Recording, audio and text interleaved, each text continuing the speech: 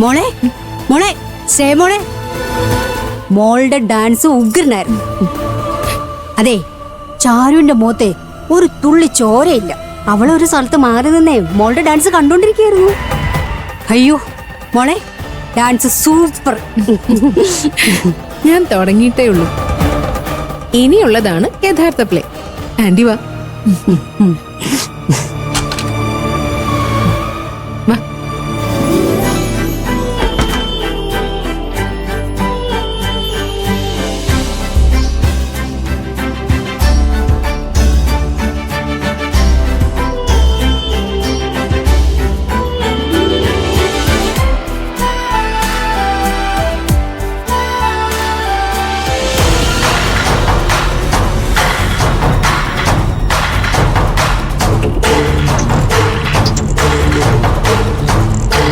ഇതെങ്ങനെയെങ്കിലും ചാരുവിന്റെ ബാഗിലിടണം. മനസ്സിലായി, ചാരുവിനെ കള്ളിയാക്കണം അല്ലേ? പക്ഷേ ഒരു സംശയം. എന്താ? ഇത്രയും നാളും ഈ ആഭരണങ്ങൾ ആയിരപ്പറയിൽ തന്നെയല്ലായിരുന്നോ? അപ്പൊ അതെടുക്കാതെ ഇന്നെടുക്കാൻ കാണുന്നെന്ന് ചോദിച്ചാൽ എന്തു പറയും? Good question.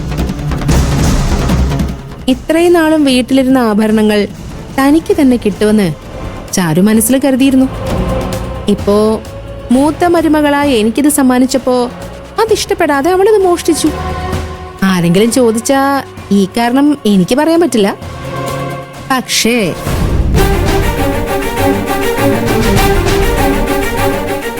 നിങ്ങളത് പറയണം. ശരി മോളെ, ഇത് അവളുടെ ബാഗിലിടണം. എന്നിട്ട് വേണം നേരത്തെ ഞാൻ പറഞ്ഞ എന്റെ പ്ലേ തുടങ്ങാൻ.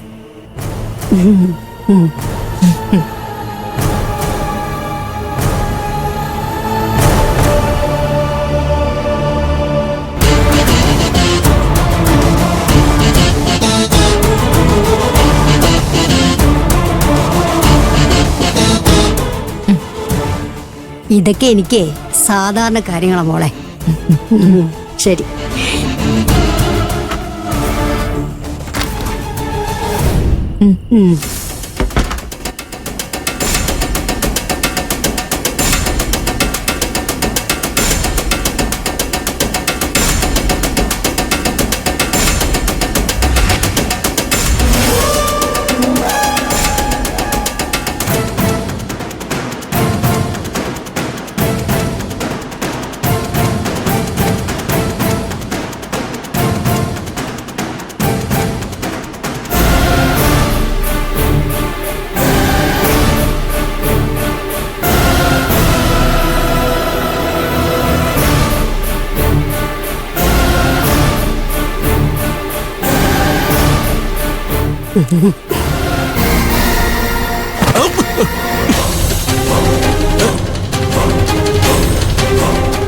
എന്താ മനുഷ്യ, പേടിച്ചു പോയല്ലോ?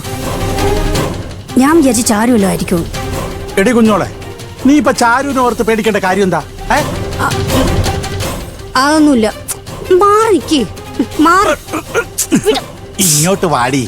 ഞാൻ എങ്ങോട്ട് മാറാനാ? എപ്പോഴും നിന്റെ കൂടെ തന്നെ ഉണ്ടാവും ഈ ശാന്തപ്പൻ. അതെ, നിന്നെ ചാടിച്ച് കൊണ്ടുവന്നപ്പോ മുതൽ അങ്ങനെ തന്നെ അല്ലേടി?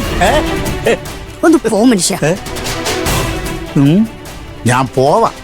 അതിനു മുമ്പ് ഒരു കാര്യം അറിയാം. എന്ത് കാര്യം? നിന്റെ വയറത്താടി വീർത്തിരിക്കുന്നത്.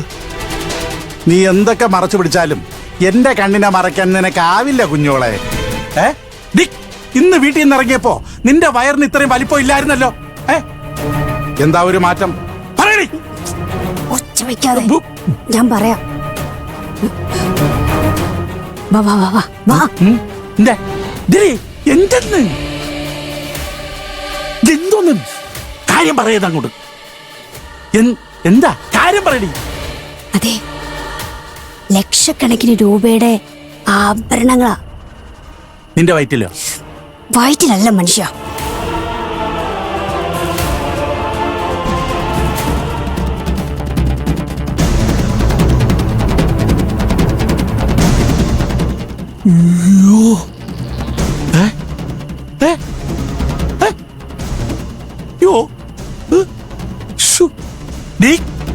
സത്യം പറയടി, ഇത് ഞാനീ ഹേമേട്ടത്തിൽ ചേർന്ന് എന്റെ മോക്ക് കൊടുത്ത ആഭരണങ്ങളല്ലേടി.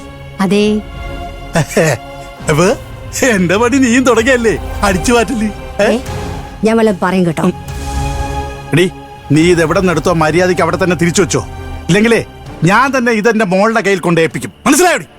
ചുമ്മാ ഓരോന്നും പറയാതെ മനുഷ്യ, ഞാനിത് മോഷ്ടിച്ചതൊന്നുമല്ല. ശ്രേയ എന്റെ കൈ തന്നതാ.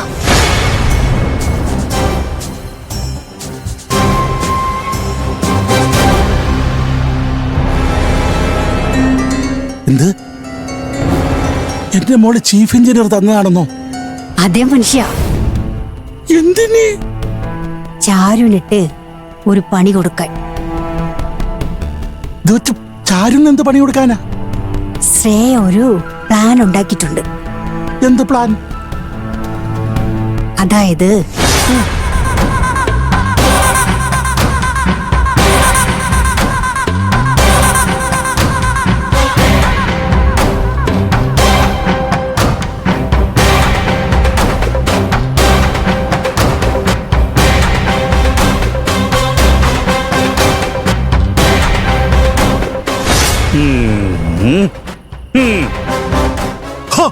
എന്റെ ദത്തുപുത്രി അടിപൊളി പ്ലാൻ അല്ലേ ഉണ്ടാക്കിയിരിക്കുന്നത്. ആ തുണിക്കച്ചവടക്കാരിയുടെ മാനം പോവാൻ പറ്റിയ പ്ലാനാ. അതെ അതെ.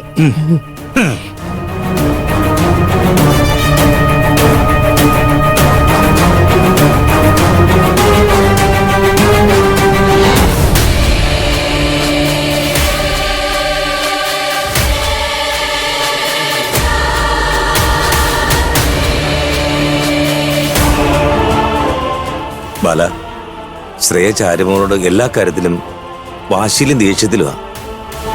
ഇപ്പോഴേ ഇങ്ങനെയാണെങ്കിൽ കല്യാണം നടന്ന വീടിനുണ്ടാവുമല്ലോ. അതെ ഗോവിന്ദ, നീ പറഞ്ഞത് ശരിയാ. എത്ര സന്തോഷത്തോടെയാ ആകാശം ചാരുമോളും ഡാൻസ് ചെയ്തത്. എന്നാ ആ പെണ്ണ് കാണിച്ചത് എന്താ? അതിലും ചാരുമോളെ തോൽപ്പിക്കാൻ നോക്കി. കല്യാണം നടന്നാലുണ്ടാവുന്ന ഭവിഷ്യത്തുകളുടെയൊക്കെ മുന്നോടിയായത്. ആകാശം ചാരുമോളും സന്തോഷത്തോടെ ജീവിക്കുന്ന വീടാ അത്.